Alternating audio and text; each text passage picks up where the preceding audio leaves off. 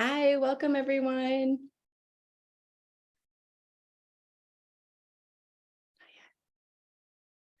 Hello, welcome everyone. Welcome. As you're getting settled in the room, if you want to go ahead and introduce yourself in the chat, say hello. We're glad you're here on the Friday before a holiday week coming up, holiday event. Welcome. Hi, Rachel. Everybody. It's good to see you. See you all. Welcome. Eddie, would you mind going to the next slide, please? And I'll just prompt everyone. Great, yes. Thank you for the introduction. Hi, Marin. Yes, as you're coming in, please introduce yourself in the chat. And if you would acknowledge the Indigenous land where you reside, and if you'd like, share a link or information about what you do, where you work, and how to connect with you for other folks in the room. We're glad you all are here. We'll get started in just a minute as we just kind of get folks let in. So welcome everybody again. Okay. Great. Hi, Alessandra. Hey, Alexandra. Good to see you. Hey, Claire. Okay, great. We're gonna get started in the interest of time here today as folks enter. So just a note that this is being recorded and that the slides will be available after the program today. We'll email that to everyone who registered. I say that because we're going to be sharing a lot of information with you today and resources, and we'll make sure you have all of those in hand following the program. So good afternoon and welcome to Californians for the Arts fourth iteration of regional conversations, which have been taking place virtually and in person in regions across the state over the last 2 weeks. And so we're excited to land today on Friday with our Northern California region. You might recall, maybe you joined us earlier this year for our third iteration for our program. And so we're glad to have you back. And if you're here for the first time, thank you for being here. Before we get started, I just wanted to introduce myself and my team and then go over the agenda for the day. So my name is Clara and I am the Manager of Programs and Organizational Advancement for Northern California here at Californians for the Arts. And I am zooming in from the tribal land of the Nisenan people. I'm joined today by my colleagues who I'll ask to raise their hands. Terry, Eduardo, Julie, and not here today is Tracy, who helped put on this amazing program, my colleague who is the manager of programs for Southern California, but you'll be hearing from these folks during the program as well, and all of our contact information will be shared with you at the end, so you have that. Californians for the Arts also has a fantastic board of directors that represent the arts from across the state, and I just wanted to ask any board members here today, Rachel, I know you're here, to raise their hands and say hello. Thank you so much for being here. And thank you as well to any of our members who are here today who help keep our programs free to attend. So here's the agenda for today's meeting. We're going to kick off with hearing advocacy updates from Californians from the Arts and policy priorities from California Arts Advocates. You'll have a chance to ask questions or respond to those presentations, as well as we'll be kind of just have a chance to share out from your perspectives. We'll have a listening session as well. We just want to engage and hear from you all here in the room today. We have a field survey, which will be taking just a little bit of your time today to look at and fill out. And then we also have a special section today where you'll be hearing from some great folks about regional initiatives happening in the Northern California area as well as statewide, and then we'll close for the day. And so with that, I want to get the conversation going by handing it over to the CEO of Californians for the Arts and California Arts Advocates, Julie Baker. Thanks so much, Kara, and welcome everyone. Happy Friday. My name is Julie Baker. I'm the CEO of Californians for the Arts and California Arts Advocates. And I am, my pronouns are she, her, hers, and I'm coming from the unceded land of the Nevada City Rancheria Nisenan, otherwise known as Nevada City, California, about an hour outside of Sacramento. What you'll see on the slide right now is just some information about the two organizations that we manage here. California Arts Advocates is a lobbying organization, and that's where we work to influence public policy and budgets and in the California legislature, as well as in Congress, to support arts, culture, and creative industries and the workforce. Californians for the Arts is a nonprofit public benefit corporation, and there is where we are really working to build networks for advocacy, for you to be effective in both local, state, and federal advocacy for arts and culture, and to be that bridge between what's happening at the state level and the federal level and opportunities that you can access, as well as a bridge both then to the state and federal level in terms of what the needs are for our sector. So that's where we do some research, reports, and other ways to convene people together. So next slide. And I just wanted to say too, if you've got questions while I'm presenting, please start to go ahead and you can put them in the chat. We'll be monitoring those. You also have an opportunity to ask me any questions or make comments about what I'm presenting here in a bit after I make this presentation. And just what I'm going to be going over is some of the things that we've accomplished together as advocates, because again, as many of you have heard me say before, advocacy is never one person or one organization alone. It's all of us working together to lift our voices to try and educate and influence what's happening in terms of public funding and public resources. We've had a lot of success these last several years.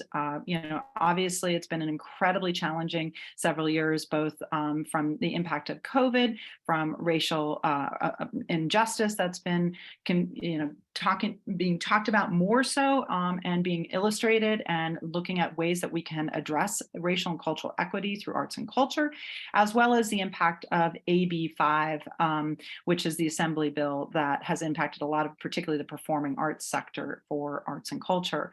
And yes, you will be getting a copy of the slides at the end. You'll receive all of these resources through email afterwards. The first thing that I wanted to just share in the last several years is how much we've actually seen invested in arts and culture. So it's been in the last couple of years, we're talking about around 700 million plus invested into arts in the last 2 years in the budget cycle here in the state of California. Unprecedented number of investments made. We saw the first ever creative workforce bill signed. We've seen a new bill signed this year, the Equitable Payroll Fund, and we've seen a lot of different things to address some of the bills that we got signed, the budget bills we got signed the year prior that have been cleaned up, and I'll go into some of that in a second. I also just wanted to mention the narrative that we've developed over the last couple of years that is highlighted here in the middle of this graphic, which is artists are second responders. We truly believe that artists provide that service to our communities, and it should be valued and invested in. No, we're not the ones walking into a burning building saving the life, but when you come out of that building, you are there to restore lives, to build empathy, to bring hope and healing for people who've experienced trauma. And we see this day in and day out in all of our communities, and we want to ensure that artists are paid for this work and valued in their communities. Next slide. I want to give you some updates on some of the programs that we fought for together to get over these last several years and where they are in the process. So I'm going to highlight 3 right now: the California Venues Grant Program, the Nonprofit Performing Arts Program, and the cultural institutions funding. So the California Venues Grant Program was $150 million that went to the California Office of Small Business Advocate. All of these programs have gone through California Office of Small Business Advocate, which we work very closely with. They then hired and gave the contract to Lendistry, and then Lendistry in turn has worked with us as a community partner to provide outreach and technical assistance. The person who on our team is full-time working on these programs is Terry Ball. Terry is an amazing resource if you're interested in applying to any of these, or if you've applied and you don't understand where you are in the application process. This is the person to reach out to. She has really helped a lot of people to get the funding that they need. The Venues Grant is currently not open. There are several, maybe fewer than 100 that we've identified that are still pending. But in this last year, what we did was we tried to expand the eligibility for the venues grant so that more people could access those funds, including now movie theaters with an additional $15 million allocation, independent movie theaters. So if you think you are eligible, and we've got lots more information on our website about this, this grant should be reopening sometime in December. We will have specifics on that by probably next week, and will be only open for a short period of time. So if this is something you're interested in, please be sure that when you see it, that you get in the queue and sign up for it and access these funds. You can get up to $250,000 in the Venues Grant Program. The other program that is currently open is the Nonprofit Performing Arts Grant Program. Now, this is in direct response to the impact of Assembly Bill 5, which changed employment law to make it pretty difficult for performing arts organizations to hire folks as independent contractors.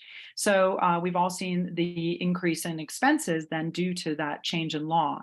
So there's been several grant programs that have been opened up to support that sector. And one of them is the Nonprofit Performing Arts Grant. It is currently open. If you are under $2 million and a nonprofit performing arts organization, we encourage you to apply. These are grants to help you with payroll costs for up to $75,000. And again, we can provide technical assistance to help you through that program with Terry. And then finally, cultural institutions funding was something that's part of the California Relief Grant Program in the very beginning. And yes, you can apply for both a nonprofit performing arts and venues grant. Cultural institutions is something that we will be reopening again sometime soon. This was funding that was left over from the California Relief Grant Program. We lobbied on the California Arts Advocate side to see it remain within cultural institutions. They wanted to claw it back and put it into the general budget. We said, no, we continue to be a hard hit industry. Audiences are not coming back at the same level. Tours are shut down due to COVID still. We need continued support. So that funding should reopen soon. It'll be again the last time that'll be offered. So when you see that reopen, please pay attention. Please do your best to apply. We will help you with those resources to apply as well.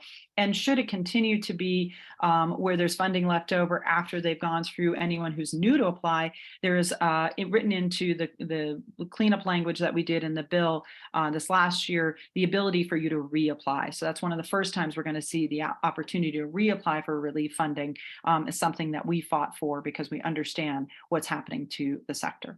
Next slide.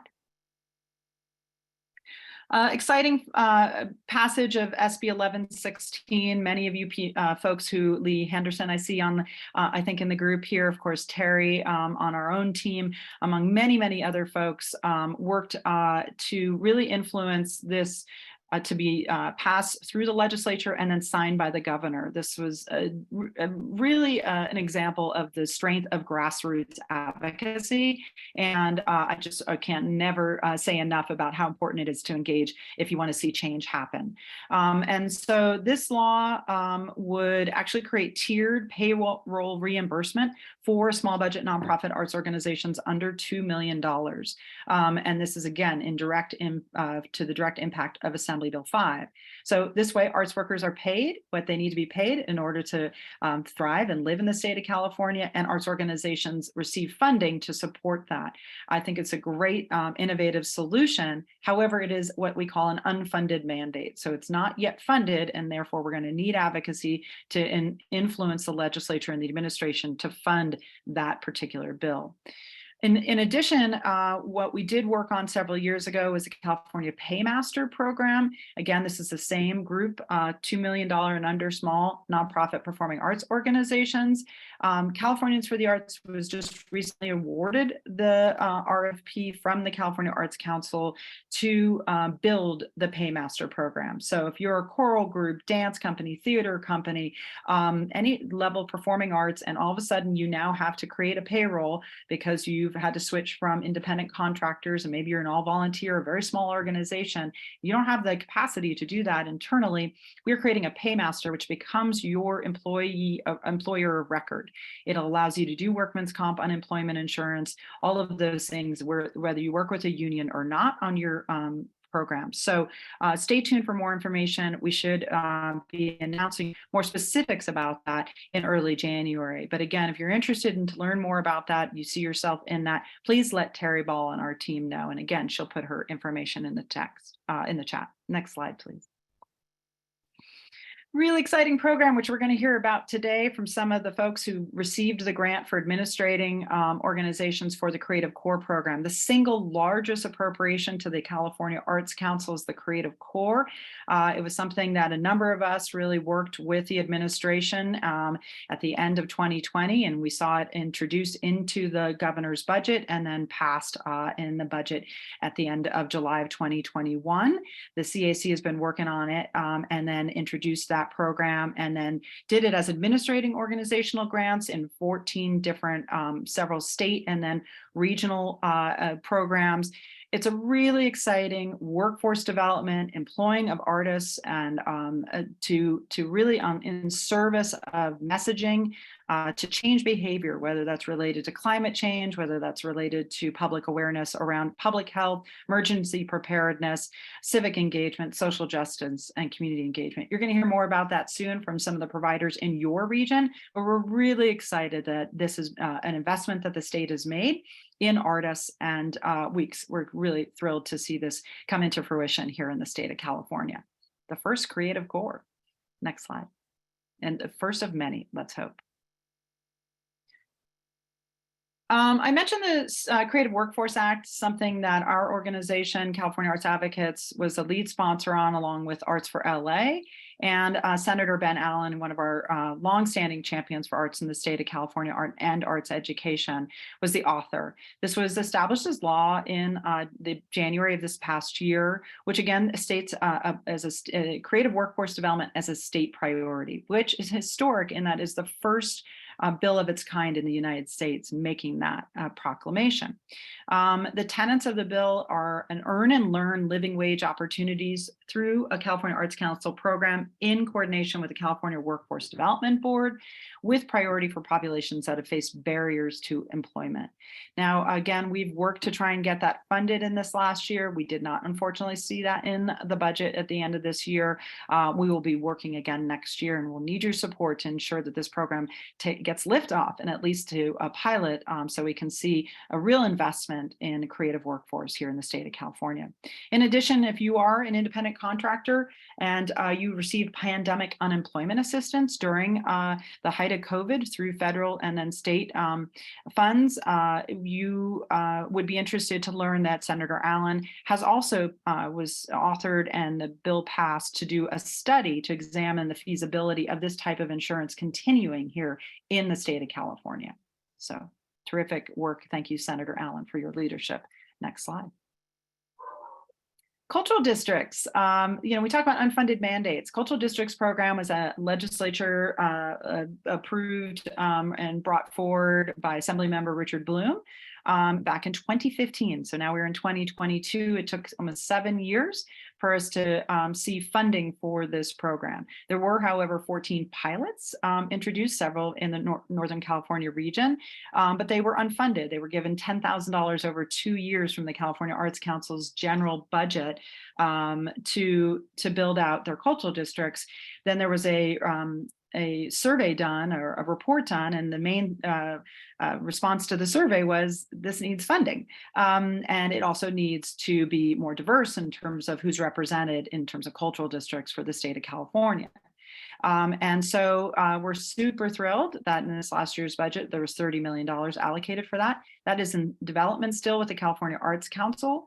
And so I would say stay tuned for more information on how you can maybe apply. It'll first get the 14 pilots, I'm sure will be probably prioritized in terms of receiving some of the funding, but I know that they'll be opened up for new cultural districts across the state of California. So stay tuned for more information on that. Next slide. And then there's also $25 million in this year's budget for cultural art installations in state parks. So this is through Parks and Recs. We've been in touch with the department to understand when this will roll out. Again, this will likely be the first quarter of next year, 2023. So stay tuned for more information on that and how you can get involved. What we're trying to illustrate here is how many opportunities there are for people to access funding at the state level, both stuff that we fought for as a lobbying organization, among coalition with other organizations, and things that then on our nonprofit side, we can support you in understanding how you can apply. And we will also be working to hold those agencies accountable to ensure that these monies get to those who it's intended to receive. Next slide. Very exciting. I hope there's a lot of celebration in this last week or so. On November 8th, the ballot measure Prop 28 was passed in the state of California. This is an amazing investment in arts education in the state. It's approximately around $1 billion annually. This is what they call ballot box budgeting. In other words, the people decided how the state of California should spend some portion of their money, and some portion of it now will have to go to arts education and will be distributed through the California Department of Education to your local school districts because we use the local control funding model. We work closely with our colleagues at Create California, whom I know, especially folks in Northern California, know they're awesome executive director Tom DeCaney, and we'll be working together to bring you more information on how you can access this funding, how you can advocate for this funding to ensure that the tenets of what that ballot measure intended happen in your local district. So don't have a tremendous amount of information yet on how this is going to roll out, but it is, as Sarah just put in the chat, it is a great win for California. It's really where we can show our leadership in how we invest in arts and culture. And it has to start in our schools. I also just wanted to mention a $3.5 billion arts and music block grant that was also in this last year's budget. So there will also be more information and how you can advocate for that in your local school districts. However, I just want to say it's a slightly deceptive in terms of this name of it, because although it does say that you need to invest in arts and music, it also allows school districts to use that same funding for retirement and healthcare cost increases for personnel. So again, this is going to take continued advocacy to ensure that some of this funding goes to arts and music. And also just on Prop 28, that funding will not be available until July of 2023. So we've got really the first part of the year where you're going to see a little bit more clarity on what it looks like in rollout for Prop 28. So stay tuned for more on that. And then I'm going to switch gears, and those of you who know me know I have a large collection of glasses, and this is how I also show you that now I am acting as the CEO now of California Arts Advocates. And this is where I'm going to want to share with you some of the things that we're talking about in terms of next year and just our overall priorities as an organization in terms of public policy development. This is, again, our lobbying, where we're trying to influence legislation, public policy, and resources to go to our sector. So a number of our overarching goals in terms of what we look at as we're developing our policies and what we're thinking about in terms of our priorities year by year or over multiple years, all of them come under this sort of heading, and these are the things that we think about. Number one, how can we develop public policy and resources to support a sustainable and thriving arts, culture, and creative industries? How can we develop policies and resources to create social protections for the creative workforce? We all have learned that, particularly over COVID, how vulnerable our workforce is. What more can we do to ensure, not just in crisis, that there are funding streams, but how can we ensure that there are protections and ways to support this particular workforce? How do we actually support creative development, the creative process? And I know that many of you, particularly areas like San Francisco and other, we've seen investments in universal guaranteed basic income pilots, things like that. And those are what we all are watching and trying to see, how can that translate into potential state public policy as well? Things like that. One of the things that I think we're all interested in seeing change is the paradigm of the starving artist. It's been romanticized in movies and in literature and everything else, and we want to get rid of that. There's no reason that artists should be starving. We need to invest in this as a vital workforce for our livelihood, for our health, for our communities, economic prosperity, for community development, for social cohesion, for all the reasons that we all show up every day to work, whether you are an artist or whether you are an arts administrator or an advocate for the arts. We want to ensure that this is a workforce that is truly, truly invested in. So we want to eradicate the cycle of poverty. And we have plenty of studies to show that this is not a workforce that has had to date a thriving wage. Of course, we're looking always to how do we fight injustice and how do we fight for racial and cultural equity. We believe that arts and culture are a pathway towards racial equity, cultural equity, that when we invest and when we support and center artists and cultural bearers and creative workers, that we are on a path and on a way towards achieving cultural and racial equity. We believe that arts in that way can affect social change. And we want to ensure that we retain the cultural diversity of the state of California. When we say that we're prioritizing investments in historically marginalized communities or places that have been disinvested in, that's an emphasis on fighting racial injustice and ensuring that all people have access to the arts. That is some of the things that we absolutely focus on in terms of the way that we do our work. So that's just an overview of some of the policy goals of our organization. Specifically, how do we shape some of the things that we work on? You are a big part of that. Listening to you during these conversations, when you write to us, when you reach out to us, we are listening to what you have to say and what is happening across the state, which of course we also understand. This is why we do these regional conversations, how different things might be from North State to Imperial Valley to Central Valley to Los Angeles and the Bay Area. Things can be very different in your regions, but we also see where the commonalities are that can shape, again, solutions through public policy. I also want to emphasize how important our board is to this work as well. Currently of 24 board members. I think Carrie Adams Hapner from San Jose and Rachel Osojima from Oakland are both here today. They inform, again, what they're hearing from their communities, and this, again, also shapes our policies and our programs. We've learned a lot from our various relief programs also. What did we need in terms of this sector to be prepared to access capital, to access all of these resources that we fight so hard for? And we've learned a lot that we need more technical assistance, that we need more training, that we need more business training for creative entrepreneurs, as well as in grant writing. And we need to connect the dots across state agencies and across our community so everyone is understanding of where can they go for these types of resources and ensuring that people have true access to this. So these are some of the things that we've looked at. There's a lot of other places that we do in terms of research. There's certainly wonderful reports that we study and aggregate as well. And then we summarize all of this in our regional conversations summary, which we'll do again in this shortened version of these regional conversations that we've done this winter. We've now done 2 this year.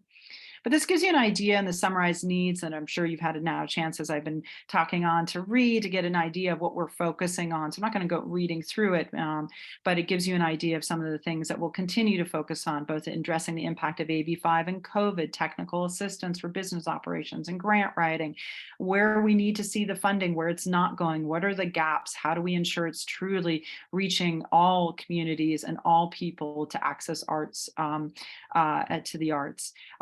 These things that we talked about in terms of social safety net solutions. We understand that housing, rehearsal space, creative spaces is an issue, both in urban and rural communities across the state of California. How do we see ourselves in these housing solutions? How do we access and ownership of our buildings and for our arts organizations, health insurance, sick leave, and so on.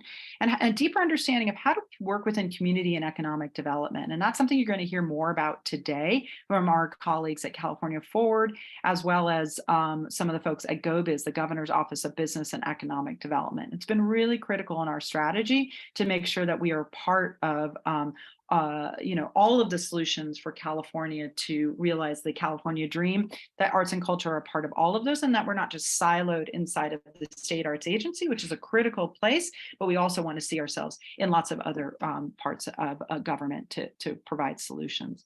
And finally, we also notice that there's not equal advocacy infrastructure across the state of California in terms of how do you convene, how do you create local messages in order to be successful as local advocates. And it's something we're also looking at as well.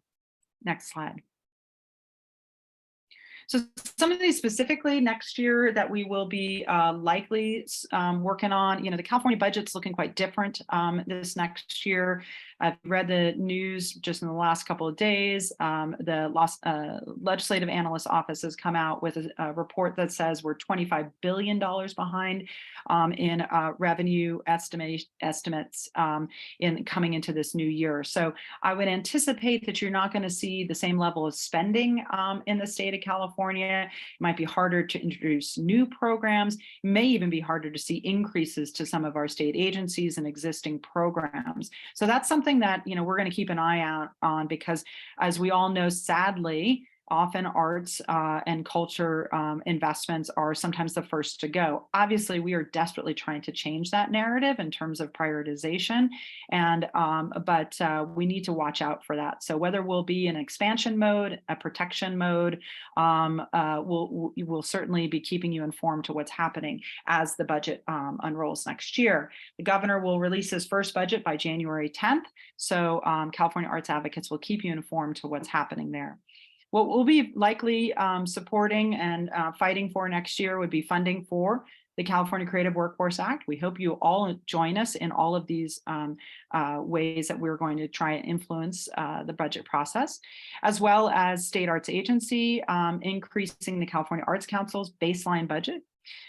We're also looking, of course, at these two unfunded mandates, California Creative Workforce Act and SB 1116 Performing Arts Equitable Payroll Fund, receiving funds for those. We're looking at, within the state agency, California Office of Small Business Advocate, learning what we have from relief funds, that if likelihood is that we won't see any more relief funds, how can we ensure that our creative industry and businesses are accessing all the amazing things that SBA has to offer, and maybe specifically doing an entrepreneurship academy and program specifically for creative entrepreneurs, something that the state of Washington has already developed and we've presented to California Office of Small Business Advocate, and you might see us trying to push forward with that this next year. Finally, one of the things we're also looking at that we'd love to see happen, also modeled happens to be in the state of Washington, is this idea of a strategic plan for the whole of the state of California and how to advance and to what is the future of the creative economy for the state. So just like we all do in our own organizations and our own businesses, what's the business plan? What's the strategic plan for the state of California to realize a thriving, equitable, and inclusive creative economy and cultural equity across the state? So that's something we're interested in seeing if we can also introduce in this next year in terms of legislation and a budget resource. Next slide. I'm going to quickly give you an overview of where we are in terms of funding for the arts. On the left, the slide is showing this is the most recent numbers in terms of our contributions to the state's gross domestic product. When people say that arts and culture are an extra, here's a slide you take out and you say, oh, no, no, no, we are integral. We are, in fact, our revenue is $225 billion. We're ahead of retail, construction, and transportation. And these are direct jobs. These are not including all the value-added jobs that or associated jobs with the arts that we're talking, and culture and creative industries that we are talking about. Where do we stand in terms of state arts agency funding specifically, not all the other agencies, but state arts agency baseline funding? We're still definitely doing better than we used to, but we're still not where we should be as far as we're concerned. When California is 25% of the nation's creative industries, we should certainly be more than 66 cents per capita. So next slide. Next slide shows you just the history of the California Arts Council funding. In the year 2000, we were actually at $30.7 million. If you adjust for inflation, that's actually going to get you closer to 44.7, or actually in these inflation dollars, you're probably looking more at like $50 million. I know where these lines are coming from, and that's exciting. In the 10 years, 2003 to 13, many of you might recall that the funding for the Arts Council stayed at $1 million. Starting in 2013, folks on our board, we were all volunteer until about 4 years ago when I came on board, and a year ago, it was just myself with some temporary staff, and now we have the fabulous staff that you've been introduced to. We've been working along in coalition with others to really see an increase for the state arts agencies. You'll see that increase, but you'll also see that in 2019, the baseline budget in the last 4 years has stayed the same. 2021, we saw terrific investments in the creative core and creative youth development with $100 million in special projects. And this last year with $30 million for the cultural districts. But what we're not seeing is an investment in the baseline programs. So that means that when you have special projects, they get temporary staff at the Arts Council, and we all scurry to create these wonderful programs and to develop the grants to access that funding. But we really need a sustained investment in our general operations. We've heard this over and over again. We know that, and that can't happen for everyone to access state and public funding until we see that increase. So we still want to see us to at least get to $1 for the arts, which would be an investment at the baseline budget of $40 million. Even with the California budget coming potentially getting smaller in the next couple of years, we're still talking about at least probably a $285–300 billion budget. To ask for $40 million invested in a state arts agency is not too much to ask. And the legislature, I think, mostly supports that. We need to make sure that we pull it together this next year to really fight for that, because it really ensures that arts organizations and artists are invested in throughout the state. We also don't have a lot of philanthropy throughout the state of California. It's mostly regional. So California Arts Council is a really important public funding for the arts mechanism for the entire state. Next slide. And I just wanted to share also something exciting that's happened this last year. It's been definitely, as I said, part of our strategy to ensure that we are at the table, meaning arts and culture and creative industries are at the table when the overall economy is being discussed. California Forward, you will learn about more today, does an economic summit annually. This is really where policy is incubated. The SURF program, which you're going to hear about today, Community Economic Resiliency Fund, and others are incubated along at California Forward with the legislature and the administration and others, and then worked within state agencies. And in this year, along with our colleague, Gustavo Herrera from Arts for LA, who he and I were the co-chairs of the first ever inaugural Creative Economy Working Group at the California Economics Summit. So instead of us being, as we were the year prior, the entertainment literally at lunchtime and behind the speakers, at a cocktail reception, we're now being discussed as part and integral to the California economy. This is a game changer, along with the Creative Economy Workforce Act and all of the other things that we've been doing together in the last several years to really elevate the conversation and the narrative around who we are, why we matter, and why we should not be, again, seen or asked to be a part of something at the very end to paint the electrical boxes in your community, but to be a part of the planning process when we're talking about how do we transform our communities to be more equitable, to be more inclusive, to be healthier, and that's where we want to be a part of that solution. So we're really excited to be doing that with California Forward, and that we will convene again a year from now in Coachella Valley. And so if you're interested in being a part of that work group, we'll be working throughout the year on issues that we will elevate then as part of California Forward and the Economic Summit's overall plan. And so please reach out to me if you're interested to be a part of that working group. Next slide. And this could be its own whole webinar. So I'm just going to have to do this really fast. We also work on federal advocacy. Often, as you can imagine, sometimes what happens at the federal influences also what happens at the state, or maybe you can access funding through what happens at the federal level, and then the state opens up funding here. So we want to always be keeping an eye on that and doing what we can to move the needle there. So very quickly, things around the NEA and National Endowment for the Arts and National Endowment for Humanities. The Senate has introduced an appropriation of $195 million. The House has introduced an appropriation of $207 million. Obviously, we want to see the larger number. There is an action campaign that you can sign a letter to your representatives and asking them to support $207 million. There's also things around the Performing Arts Tax Parity Act that Congresswoman Judy Chu has introduced, which really would change for how much you can deduct in terms of your materials. And going from 16,000 to 100,000 for single filers and 200,000 for joint filers. It was also something that was stripped from the tax code as part of Trump's Tax Cuts and Jobs Act of 2017. So this would put it back in there. So this would be a real benefit to independent and creative workers. There are a number of other acts. Some of them are what we call messaging bills that really try to transform how we're perceived, and things that influence other aspects of things that go on in different committees and that sort of thing. So the CREATE Act, the Creative Act, the Advancing Equity Through Arts and Humanities Act, which was introduced by Congresswoman Barbara Lee, which really is looking at how do we bring racial equity into funding for NEA and holding them accountable to ensuring that communities and BIPOC-led and serving arts organizations are really prioritized in the funding.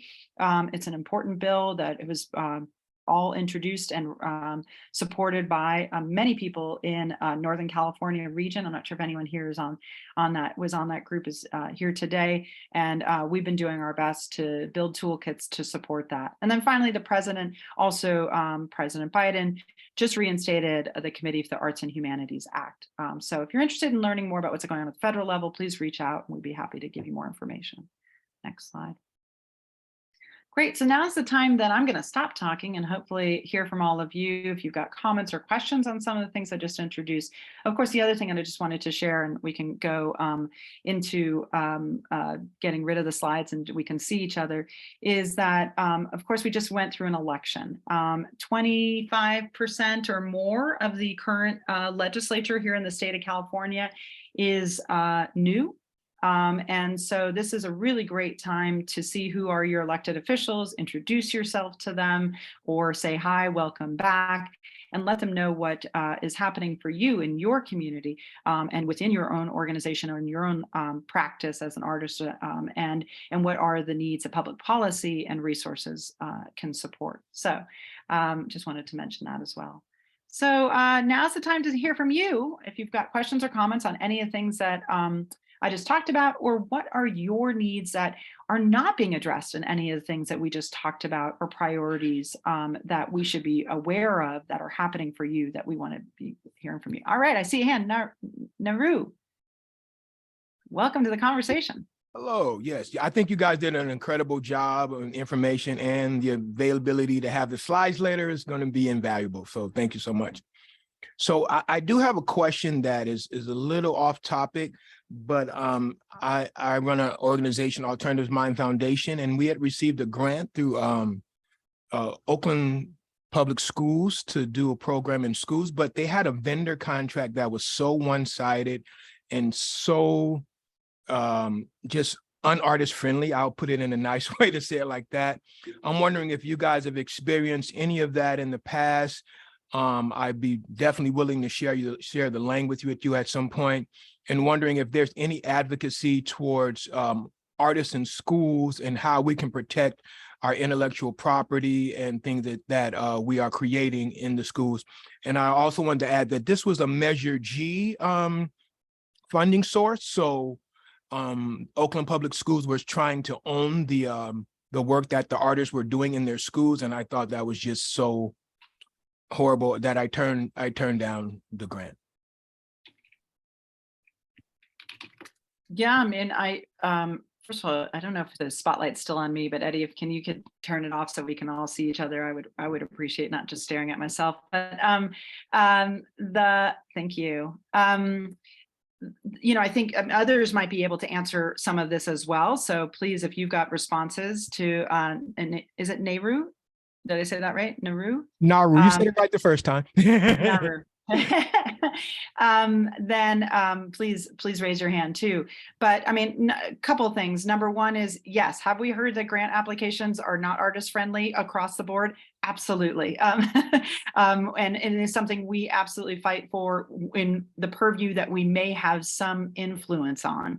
And we encourage you on the local level to do the same. I know that there's some representatives here from city agencies, and I know that when you are a city agency for arts and culture, I know that those folks inside are always trying to do the best that they can there as well.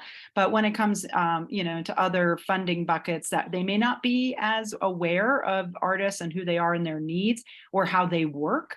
And we had this in the relief grants when it came out for nonprofits. They would ask questions like, are you a woman-owned business? Well, you're a nonprofit, you're not owned, and it was very, very confusing. And those are one of the things that we try to really influence in terms of what the grant process looks like. In terms of intellectual property, I think that we've had that issue also with the Department of Transportation and other things like that. That's something that a lot of us are always looking at as well. And it's great. Thank you so much for bringing that up. I think that's something that our own organization is, as part of social protections and fighting for, the resources and the work of artists and cultural bearers. That's definitely something we need to be paying more attention to and seeing where can we influence that level of change.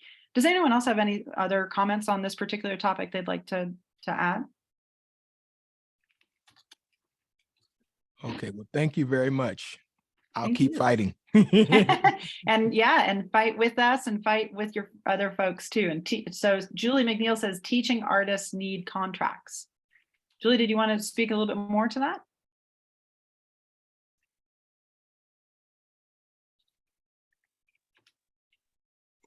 Thank you. Hi. Just as a fellow teaching artist, been teaching for 25 years, colleges, various arts institutions, art centers, communities, youth, elders. And I just have heard that and experienced it myself a lot. So I just wanted to send some empathy to the artist who spoke. It's the contract, making sure that artists themselves empower themselves by bringing that to the table when being hired or applying for grants, or even if you're doing a commission, is to make sure that the understanding is that it's your art, it's your scholarship, that needs to be made clear. So thank you. Thanks, Julie. I think that's great. Thank you, Julie. Yeah. Yes. And I would also say that, in this last several years with the Assembly Bill 5 change, where often artists are now being hired as employees, that's also a consideration, because when you're an employee, you do not own, rights to what you produce. And so it is something that, however, you can negotiate. And I know that in our work over the years on AB5 and workshops, we've had some templates, which I could try to unearth around this, so that you can look at how do you make sure that, you're bringing that to the table, and we can work with some employment lawyers as well on that. That's wonderful. Yes, I just want to add, I did come with, my own language and try to get them to change it. They were so unbending and unwilling to even meet me halfway. So I bowed out. But thank you guys so much for your input. And that's really important for them to hear as well, because everyone's trying to making sure that the access and the opportunities are there. But if people are self-selecting out for those reasons, we need to understand why. So thank you for that. Cora, I see your hand up. Welcome to the conversation. Yeah, thank you. My name is Cora, and I am representing World Arts West, and we are an advocate for cultural artists in the Bay Area, in California, and beyond. And I'd actually like to have a conversation, Naru, with you if you want to put your contact information in the chat. We're just getting ready to start a pilot program, potentially, where we're going to be trying to put our cultural artists in the San Francisco Unified School District. And besides there being just a lot of bureaucracy bureaucracy and red tape, like we will be sort of, the person doing the contracts for the artist potentially. And so sort of guiding what those might say. Be very interested to hear in, the roadblocks that you're coming across, and just how, we might just be able to have a conversation about writing equitable contracts for artists who are going into schools. So feel free to reach out. I'll also put my information there. That's great, Cora. And we're part of what we love about these regional conversations are the connections made here. So that's terrific. And please, share that out with us and let us know. Also, just want to say that, we love to amplify what you're up to. So please do send us information as well when you're putting together programs like this and you need it shared out in your region. I'm seeing Cora, did you want to say something else? No. I'm seeing a number of questions in the chat, and if my team can help me with that, that would be great. Yes, but there's Julie, I can lift up the one that's getting a lot of +1s there. So the question originated from Jess. Thanks for asking that. Has there been any advocacy for the CAC Gen Ops grant program to reopen to organizations with budgets above $250,000? Well, that's great. Actually, I literally had a conversation with CAC about this yesterday. So since John Mosconi, who I'm sure many of you in the Northern California region know well, has become the CAC director, he has actually asked us to be meeting more often. So, which is terrific. And he really wants to hear from the field. And so we do what we can to provide that voice, and part of why we do these regional conversations, so we can hear from you and we can help represent your voice, but with you, not for you. And also, I just want to also uplift something else that I saw. Maybe it came to me in a private message, which is around the timing, the amount of time it takes to be an effective advocate and how that's hard for everyone. And so that's part of why we exist, is that this is our day job. So do lean on us, do use us to help uplift your voices to agencies like the California Arts Council. And I'll go to that conversation in a second. But what I want to say about the 250 and above, number one is data. So one of the things that the California Arts Council is leaning on is data that says that the majority of arts organizations in the state of California are under $250,000. So that's part of why that they're emphasizing that. So one of the things that we need to also look at is aggregating data that says that although that might be true, that's also predominantly volunteer, very, very small led organizations. And we want to ensure that those that are staffed organizations that are really trying to build to be sustainable within their communities are also prioritized in funding. So one is to prove that the 250 is maybe too small of a threshold. The other thing is that what we have shared with them, and I would be interested to hear what you all think of this concept, is that we believe that it should never be only 250 and under, that if you want to prioritize a portion of a sort of, like, let's say there's $10 million, 65% of it goes to 250 and under, but at least there's always opportunity for others aspects of the industry to apply. And it might become more competitive when you're 5 million and over, but there aren't as many arts and culture organizations with that budget, but that there's always funding for everyone. So definitely the advocacy continues there. And I'd be interested to hear what others think about that, and what your solutions would be too. So Gina? Well, thank you so much for putting this on. And also thank you for addressing the myth of the starving artist. I live in rural Napa County, and I was in San Francisco for 13 years prior to that. And I kind of want to speak on behalf of the individual artist. And I know there's a lot of different great organizations out there, all kind of fighting for the same piece of the pie, more or less. But I think when it comes to individual artists, it's even harder to navigate grant cycles and other things, because many of them don't even apply to you. So I had gone through fiscal sponsorship for a project in order to be able to get, grant money. But in general, I think that the path for individual artists is so murky, with juried shows that are $40 each, and you got to ship it and you got to frame it. Like, it really seems like, I don't know, I don't want to say gatekeeping, but it certainly closes opportunities for rural people and low-income folks who can't afford the indulgence of participating in a gallery show, a vanity kind of a show. And I wonder if there are any organizations out there doing more to kind of help those individual artists along their path, especially those in low-income areas. Terrific. Well, if there's anyone on the call here who has resources you want to share with Gina, specifically, it sounds like for visual artists, then please do. I mean, I know our friends at Center for Cultural Innovation have a number of small grants and things like that they are aggregating, either themselves that they offer or that others do. Your arts councils in your local community should also be a resource to be able to at least learn about what might be offered, whether it's they're offering it themselves. We, just to be really clear, we're not a granting organization, so we don't offer that. We're more trying to fight for the funding and then holding the agencies accountable to get you the funding, but we're not the ones ourselves doing any of the granting.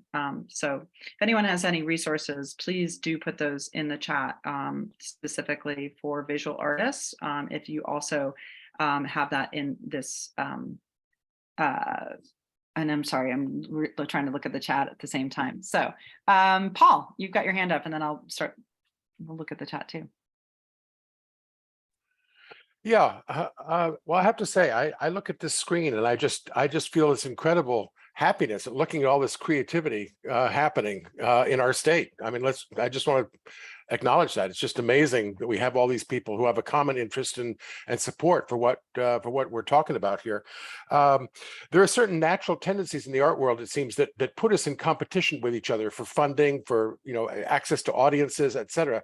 But I think the power of what I'm interested in, how do we change the sort of that possibility of competition into one of cooperation and really create models of cooperation. So I'd be curious, two things. One, what models are going on now for truly sort of engaging us as a single entity, not just multiple pictures on a screen? How do we think together toward a common vision, which of course you're doing already great work? And then how can we encourage, and what do you see happening that connects us horizontally with each other? Where are the opportunities happening for collaboration, cooperation? Where do you see that happening, and how can we grow more of that?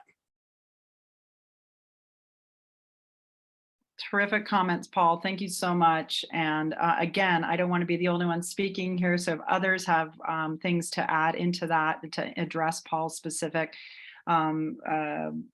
comments, please do chime in as well. I mean, I think you're absolutely right. It's certainly something that, this is how we build movements, is when we all come together and as much as possible find a unified voice and common areas that we can work together to fight for. And that is something we certainly look to try and do to the best degree we can within our own small resources. Regionally, I think, and I don't know, Paul, where you're specifically located within Bay Area. Bay Area. There are a number of advocacy organizations that are volunteer led, primarily. There's a lot of cooperative models that are starting to happen in the arts, more so today than there used to be, I would say, potentially. And again, our Center for Cultural Innovation has done an amazing project called Ambitious, that looks at that, more of the cooperative model for the arts, but I'm not sure if that's specifically what you're speaking towards. So let me think on it in terms of specifics for region, and if others have things that you can add into the conversation, please add them to the chat. But absolutely, I think that ultimately that is our goal as an organization, is to really build coalition. I can say that when we see change happen, it has to be a collective movement. The impact is when we work together. It's really difficult for it to ever be one segment or one group alone. When when we come together as a unified industry voice, particularly at state level politics, I can say that is when we've seen change happen. When we even show up specifically as one discipline, like just as the museum voice or just as the live venues voice, it becomes, in my experience in the last several years, less effective. So I do think that the coalition building is a really, really critical piece of us being successful. I don't know if that answers exactly everything that you asked, but yeah, I just think, well, I'm reminded my college chaplain used to say, it's one thing to call with the prophet Amos, let justice roll down like mighty waters, and another thing to work out the irrigation system, right? So, you know, this all the details about how do you build the incentives for cooperation so that California becomes, by the year 2030, the place in the world for good art. I mean, you know, that kind of vision that pulls us into something really, really larger than we've been thinking about. That gets exciting. absolutely, absolutely. Thank you for that. All right, I'm gonna, Mary, you've got your hand up, and then we're gonna switch gears after that. But this is great, and please continue the conversation in the chat. We save it all, we share it with you, and we also analyze this and evaluate it in terms of building our programs and our policies. So thank you so much. Yes, hi, thank you for taking my question. I'm a member of a gallery in Oakland called Mercury 20. It's subsidized by the members and collectively run. Is there any money available for organizations like us? Again, I don't have the like a full list of all sorts of grants that are available for you know, artist collectives in front of me. Again, I think that depending on where you're located, I would start with your local arts council, or if you have a city agency for arts and culture, and reaching out there, staying tuned for what the state agency, the California Arts Council, has to offer, and those sorts of things. And if anyone else has anything specific to add into the chat for Mary, that would be terrific. Thank you. Yeah, of course. And I see some really great comments in the chat. Vanessa, thank you so much for this idea as well, around mapping, and we really would be very interested in that. Do you want to speak to that a little bit, Vanessa? Do you want to mention what you're talking about there? Yeah, I'm certainly no expert in this, but there's some really cool free, you know, kind of commons software that's out there, and there's a data visualization platform called Kumu, and there's a data collection platform called SumApp that talks to it, and so you can visualize this data. I can there you go. Lula just put in the link to Kumu, and I'll share a link of somebody did an amazing social network map for the bioregional, it was a global summit on bioregional regenerative summit that just took place in late October, early November, which will give you an idea of how to visualize this huge network of people and organizations, what they're interested in, who belongs to what, who might be interested in connecting to whom. You can have back-end data that lists a whole bunch of different issue areas, and you can find the groups of people who are interested in those areas and who's doing what, depending on, you know, like how much back-end information you want to collect. So that's, thank you for sharing that. Really, really appreciate that. There's some more great conversation in the chat. We're going to have to switch gears to stay on time here, and where we're going to and those of you who also lifted up this issue around the CAC specifically in 250 and above, I encourage you to reach out to me, and we'll also check your names in the chat, and reach out to you as well, because I think we can build coalition around that specific issue.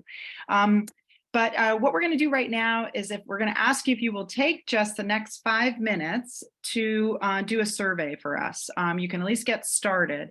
And these really, really help us to, again, inform policies, programs, both CFTA and CAA. So we're going to put that in the chat, the link to it. Kara is going to put it in right now. Why don't you put it in a couple of times, make sure people see it there. And it's just a quick link that you, if you can open that up, might take you a little bit longer than 5 minutes, but you can get started. We're going to take a pause, ask you to do that right now. And just it's really, really informative for us that helps us to build policies and programs. So I'm going to stop talking, give you a couple minutes to do that, and then we'll come back with some information from some of your regional partners for Community Economic Resiliency Fund and the California Creative Corps. So stay with us. Thank you.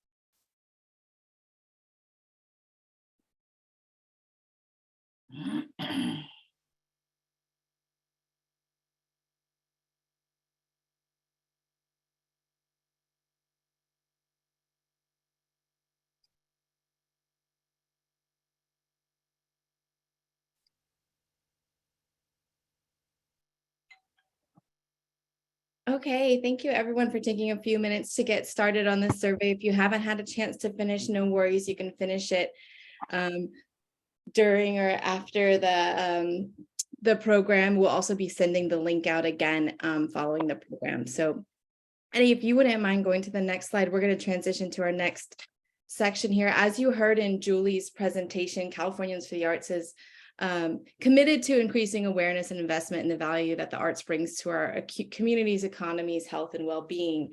And this work demands developing new partnerships across different sectors and connecting the field to innovative programs and opportunities as they arise. So we're excited to introduce you today to some new partners and initiatives that we really believe are going to strengthen our arts creative economy and create opportunity for arts workers, culture bearers, and cultural organizations across our state. So you're going to hear from folks from the Governor's Office of Business and Economic Development, as well as from Cal Forward and speaking to SURF, Community and Economic Resilience Fund, and then also some representatives from Northern California region from California Creative Corps.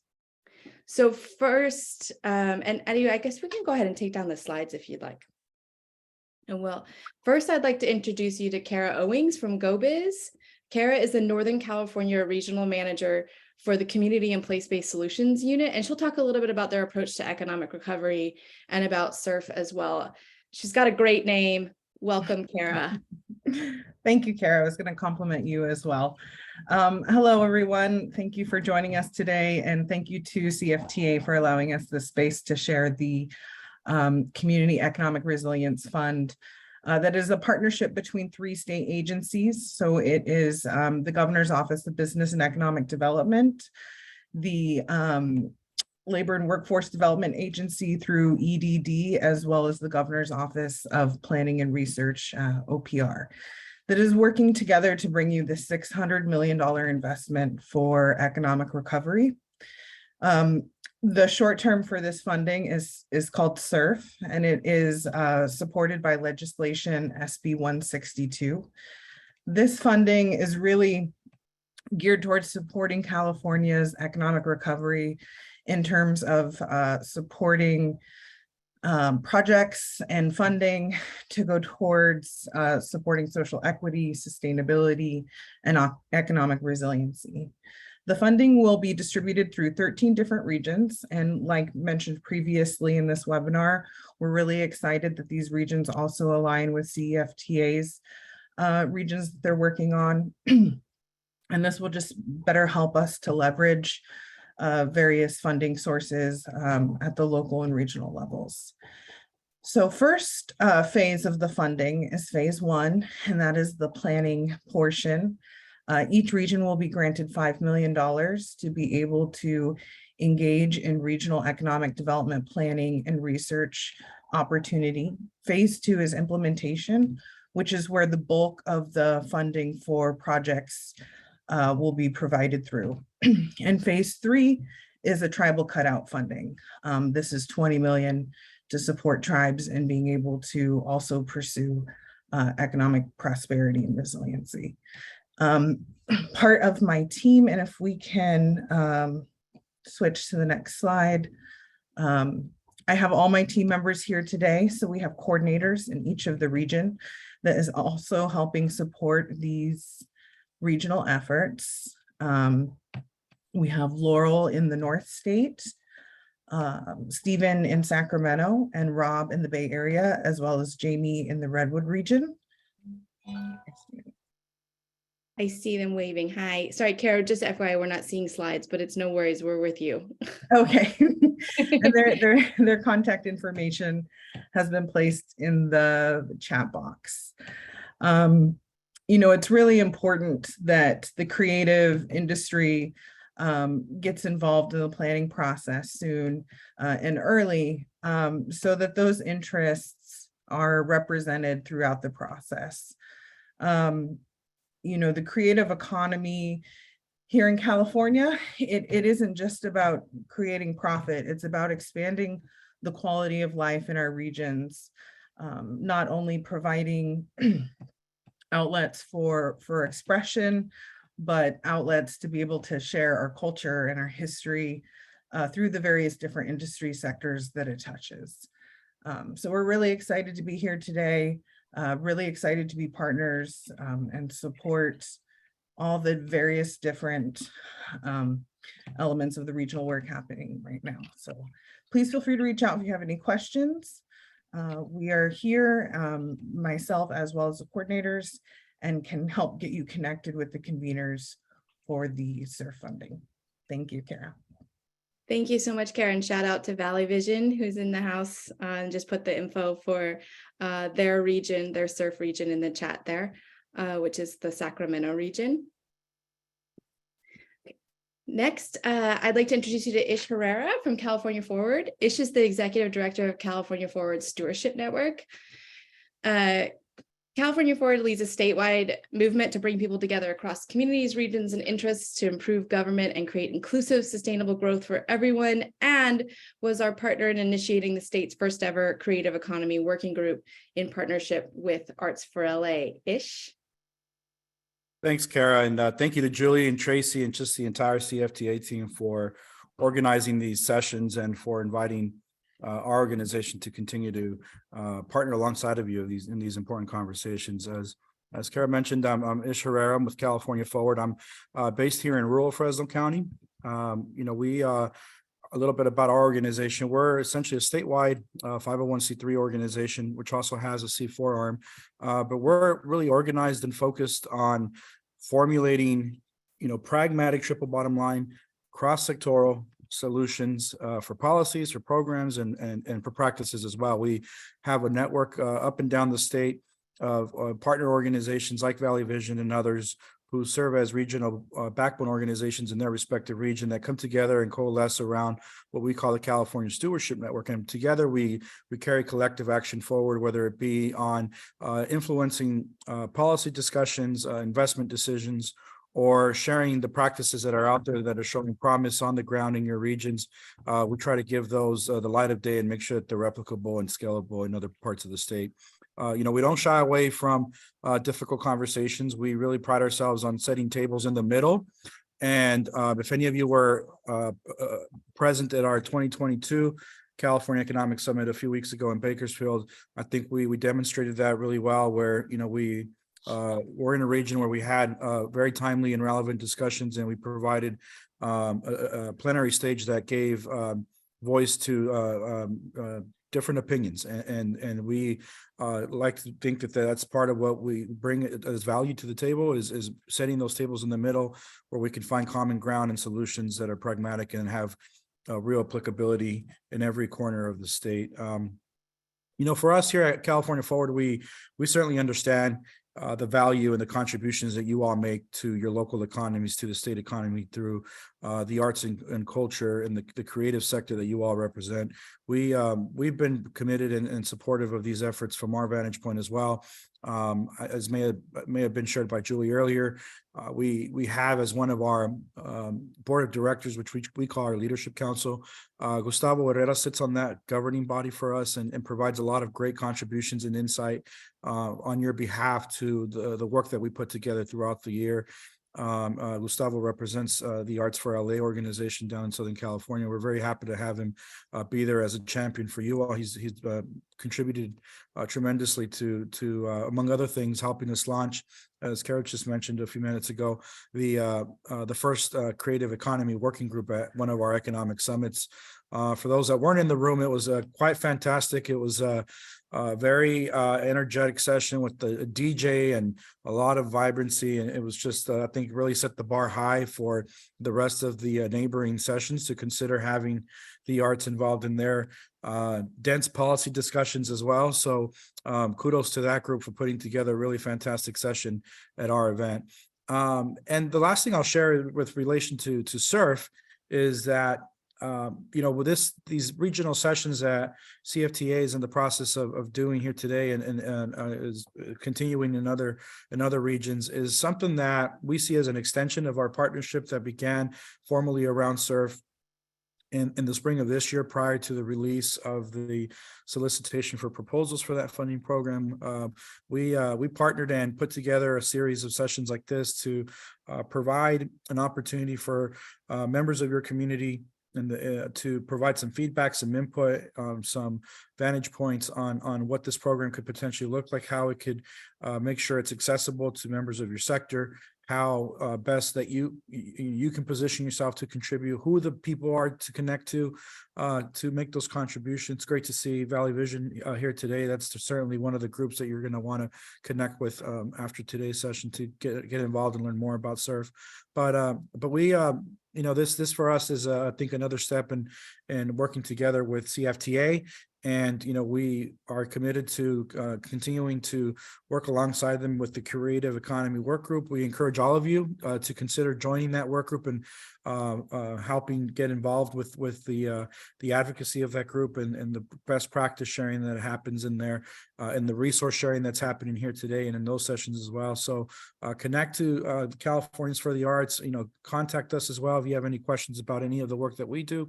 And we just remain committed to working alongside of you through this partnership through the Californians for the Arts. And I thank you for the opportunity to share a couple comments. And rest assured, here at California Forward, we certainly understand the value that you all bring to our state economy, our local economies, the quality of life that you help create for all our places, whether urban, rural, inland, coastal, North or South, Southern California, that your presence is felt everywhere, even here in Little Kerman, where I'm dialing in from. So thank you so much for the opportunity. I hope you enjoy the rest of today's session, and please stay engaged. Thank you so much, Ish. Really appreciate it. And now we're excited to introduce you to some of the administrating organizations for the Creative Corps program. Some of the leaders from that our representative of the Northern California region are here today, as well as there's also statewide administrating organizations. We have information for all that in the slide deck. But as you heard earlier, this program is brand new and every one of these programs is in development. So there's no guidelines or applications that are ready yet, but we're grateful for a few representatives from the NorCal region to be here today to talk a little bit about the programs that they are planning. So I'm going to give them each a minute or two just to introduce themselves and what they're working on. And I'd like to start with introducing Melissa Cerrone, Arts Program Manager at the Office of Arts and Culture of the City of Sacramento, whose team is developing the Capital Region Creative Core Program. Melissa? Thank you. Can you hear me? Good. Oops. Hi, everybody. Yes, we got you. All right, thanks a lot. And thank you, Kara, for saying that these programs are in development, and we really are. We have the basic framework. We've worked with our regional partners to really talk about it, but knowing that the meat really isn't on the bones of this project in the way that we know it's going to be. We have some planning meetings scheduled even for next week that are going to bring it into greater focus for us. But thank you. And I just also want to say I really appreciated the conversations here today. I am one of those city government agencies who is always trying to create contracts and language that really favors the artist. And we know that it's a struggle. And that's something that we're going to be addressing in this program as well. So we are in the Capital Region. And we are working very closely with our local arts agencies in Yolo County and El Dorado County. And also we'll have representation from Alpine and Solano counties as well. So it's really important for this to be a regional program in the truest form for us.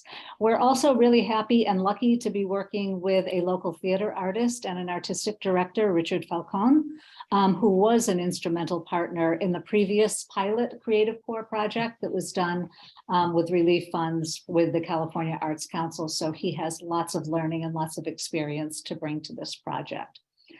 We will be using the California Healthy Places Index for Sacramento County, and we're really identifying the areas that have the greatest need of health equity support and services. And we'll also be working with our collaborative partners to identify the unique needs in their own communities. We're going to be dealing with both very rural and very urban communities with a different set of needs in the communities and what we will be addressing. And we are going to look to them for some of their guidance in how we address the needs of their very specific communities. So our overall scaffolding for the project right now is to provide large grants and small grants. And we'll be providing them primarily to nonprofits and artist cooperatives to act as the applicant agencies and the contracting agencies for the grants. And we're hoping that these organizations will serve as a pipeline to a broad and diverse segment of the artistic community. And we're also going to support programs that are based in units of local government and tribal governments for creative campaigns. So again, we are a division of the City of Sacramento government. So we have some unique challenges and also unique opportunities. So the challenges are, as we've talked about, how do you do business with city government and how friendly is that process for artists? And one of our ways to really, not necessarily bypass, but to alleviate some of that is to offer some large grants, so 3 to 5 large grants of about $300,000 each. And then some smaller grants, between 20 and 25 smaller grants of $125,000 each. So all of them significant enough to do good work. And we'll be offering the grants through a competitive process and based on a rubric that prioritizes a cross-disciplinary approach and centers the work of artist collectives and demonstrates ways to embed the artists in health equity, climate, and social justice outreach.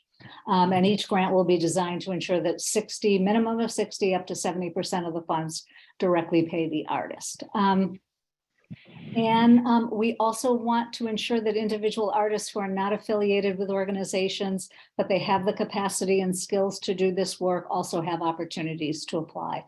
So we're going to find other ways to work directly with artists. And one of the primary ways that we're looking at and we're excited about is part of the opportunity of working with a government environment. So Our goal is to embed a cohort of artists in city and county government offices for about a 1-year period in a temporary position. And they're going to be learning about issues facing the government agencies in health, climate, emergency services, and community action, and helping them shape their messaging and engagement around critical issues. And this cohort's going to be designed in a way that both the artists and the departments can work together and learn from each other. And it's going to be really a true cohort position that we're going to structure.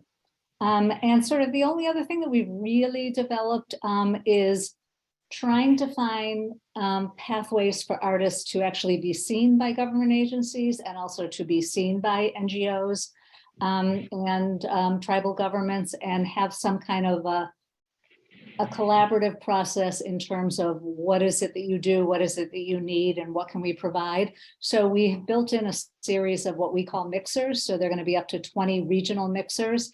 And it's really creating space around issues, around types of organizations and artists who might want to engage with some of these issues. So an opportunity for artists to really understand what some of the problems are, some of the challenges, what some of the ideas are, and figure out ways that they may intersect. And artists can come to very specific mixers, or they could go to a number of them and really get a sense of the areas that they want to engage in. So those are sort of the big picture pieces that we've already figured out. And we are really working now to kind of sculpt a real program around that, and hopefully one that works for both artists and agencies, and that we use our strengths, we lead with our strengths, and we learn as much as we can from our communities to make it work. Thank you so much for sharing that, Melissa. I really appreciate it. It's so great to hear everyone's approach to this program. Next, I wanted to give a couple of minutes to Lula Falol, Manager of Community and Artist Investment at Yerba Buena Center for the Arts, whose team is developing the Bay Area Creative Corps program.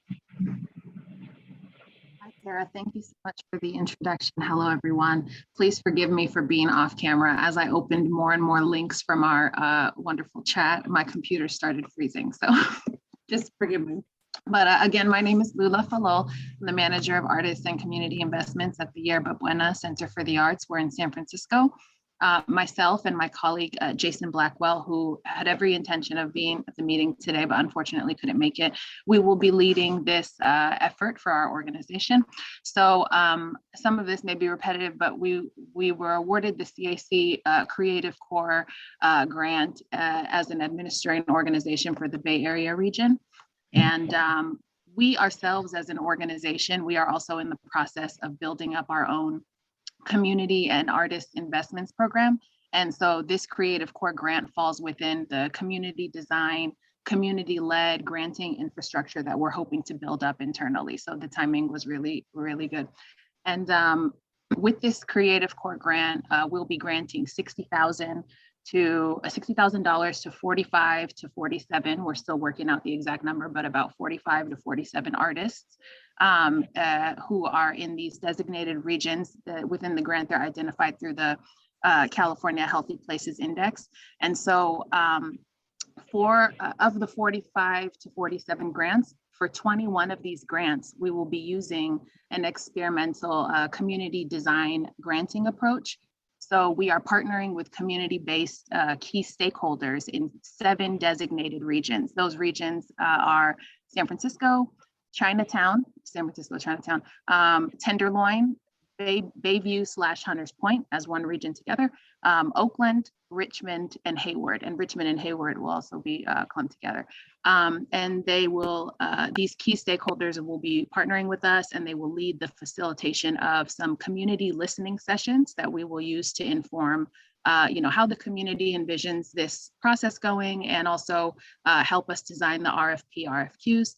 We also, we've identified these community leaders in all of those 7 designated regions, and we've talked with them, and we are ready to roll with these partnerships. So we've gotten that far so far with this effort. So the $60K that the artists receive is their salary, and then they will be given an additional $10,000 to do the actual work within the area that they've chosen. You have those 4: the public health awareness, the climate, the civic engagement, and the social.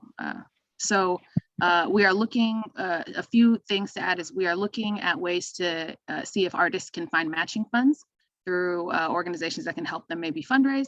We're still in the infancy of those conversations, but that's something we're looking into. We also have connected with a payments platform called TribeWorks. They're based in Oakland. I'm sorry, I believe they have 2 offices. One of them is in Oakland, and this is to help mitigate any financial issues, including the impact of existing benefits that artists may be receiving. This to mitigate any financial issues they may have from accepting a one-time $60,000 grant payment. So they've been great as a partner to ensure that, you know, artists' finances are not impacted. Other than that, if you would like to talk with us further about the approach we're doing or anything that has to do with this grant, please email us at creativecore@ybca.org, and I'll put it in the chat. And that's it. Thank you so much, Yolo. That was really great. I appreciated that. That's great. And we also had on our agenda today to hear from Eliza Tudor from Nevada County Arts Council, whose team is working on Upstate Creative Core, which does comprise some of the counties here today. Eliza, are you here? No problem. We had 2 in-person regional conversations in Northern California where Eliza was talking about Creative Core. She may very well be on the road, but we have everyone's contact information in the slide deck that we'll be sharing with you, as well as the additional folks from Creative Core that are administrating in the Northern California region. So with that, I'm going to pass it back over. Thank you, everyone. And I'll pass it back over to Julie just to wrap us up this afternoon.